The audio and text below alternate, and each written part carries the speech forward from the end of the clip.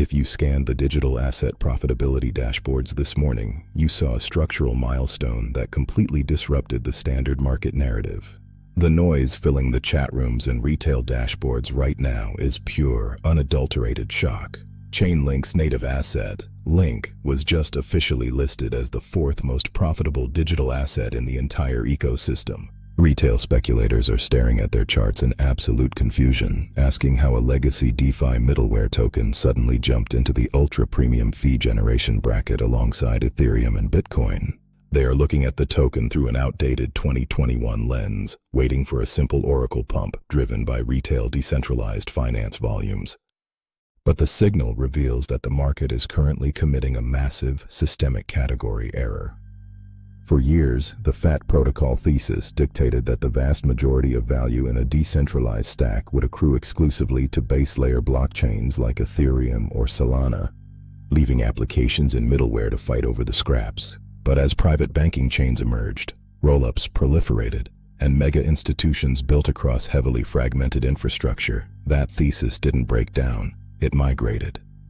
Chainlink is no longer just an oracle network supplying simple price feeds for DeFi. It has quietly metamorphosed into a hyper-profitable global orchestration layer. It is embedding itself deeply into the operating logic of the DTCC, Swift, the Canton Network, Coinbase, Aave, and Polymarket. The market isn't necessarily ignoring Link, it is simply valuing it through the wrong mental model. Today, we deliver a structural breakdown of the great Chainlink migration. We unpack the empirical reality of the asset's new fee engine, analyze the security moat left behind by the year's biggest DeFi exploit, and trace the invisible plumbing connecting token usage to institutional value accrual. My name is Newell, and this is the Signal and Noise Podcast. Do like and subscribe. Let's dive in. My name is Newell, and we are going to unpack the great Chainlink migration. Crypto markets love simple, highly digestible narratives. We price layer ones on total value locked, meme coins on raw attention loops, on DeFi tokens on localized trading fees, and AI coins on pure speculative vibes. Because Link doesn't fit neatly into any of those speculative boxes, it gets lazy labeled as an oracle token. That framework is officially obsolete. The future global financial system will not live on a single universal blockchain.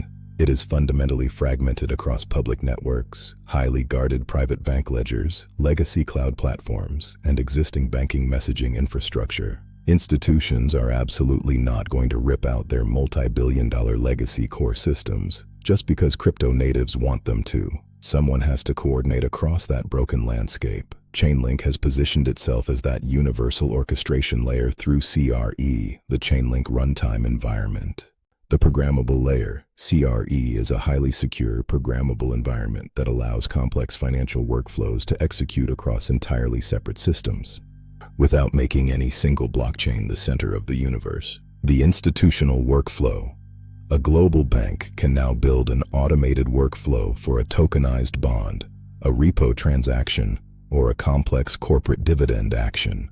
CRE coordinates exactly where each piece of that logic executes. The invisible routing. If a transaction needs deep privacy on the institutional Canton network, CRE routes it there. If it requires cross-chain mobility, it pushes through CCIP. If it needs to communicate with traditional clearinghouses, it fits directly into Swift's existing messaging architecture. Chainlink does not need the world to become a blockchain. Its role is to make fragmented worlds function as one. Calling this an oracle is like calling the modern internet an electronic phone book. It is infrastructure built for a tokenized economy that refuses to live in a single silo.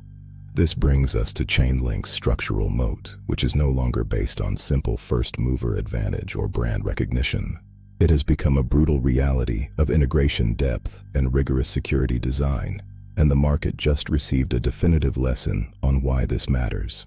In April 2026, the digital asset ecosystem suffered its largest security catastrophe of the year when the Kelp DAO bridge was exploited for a staggering $292 million. The root cause of the Kelp DAO disaster was a single verifier configuration allowed under Layer 0's flexible architecture. It proved empirically that when systems prioritize total flexibility over strict security baselines, the floor can easily become fatal. The institutional response to the hack was immediate and unforgiving. Capital does not tolerate structural vulnerability. Following the exploit, over $3 billion in total value locked migrated instantly to Chainlink's CCIP, compounding the $7 billion in infrastructure asset velocity that Coinbase had already exclusively committed to the platform.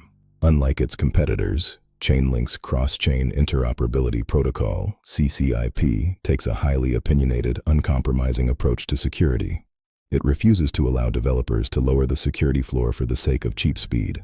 To reinforce this structural lead, Chainlink just rolled out its faster-than-finality upgrade, drastically accelerating transaction speeds and cross-chain execution without sacrificing an inch of the rigorous security architecture. The mode isn't a theoretical marketing deck, it is written in the multi-billion-dollar migration of institutional risk frameworks. When viewed individually, every press release out of Chainlink looks like another standard corporate partnership. But when you aggregate the data, a clear pattern of structural dependency emerges. Chainlink is being woven directly into the foundational risk and settlement systems of global commerce. The Depository Trust and Clearing Corporation, DTCC, which forms the absolute backbone of U.S. securities settlement, recently completed a massive corporate actions initiative. Utilizing CRE and CCIP, they delivered validated complex corporate actions data across disparate ledgers in minutes instead of days, hitting near 100% accuracy while maintaining strict ISO 20022 compatibility. The implications here are monumental. Conventional Swift banking messages can now be natively routed and orchestrated by the Chainlink runtime environment. Banks can access public and private blockchains through the exact screens and terminals they already use today, completely bypassing the need to rebuild their legacy architecture from scratch. This institutional integration is mirrored perfectly in live crypto-native markets. Aave has structurally embedded Chainlink into its core decentralized risk and liquidation frameworks, while Polymarket relies heavily on Chainlink's infrastructure. Whether you are looking at Goldman Sachs and JP Morgan interacting on the private Canton network, or a retail trader betting on a prediction market, Chainlink is sitting directly inside the standards, risk frameworks, and settlement gates. It is no longer a vendor, it is a structural utility. This brings us back to the ultimate question that landing them at the number 4 spot on the profitability matrix answers. How does this value actually accrue to the Link token? For years, the loudest critique of Chainlink was that the network could become indispensable while the token remained value diluted due to historical node emissions. Chainlink spent its early years optimizing for network footprints and security. But the monetization architecture has officially aligned. Through payment abstraction, enterprise users, megabanks, and AI agents can pay for Chainlink infrastructure services in whatever native asset they hold.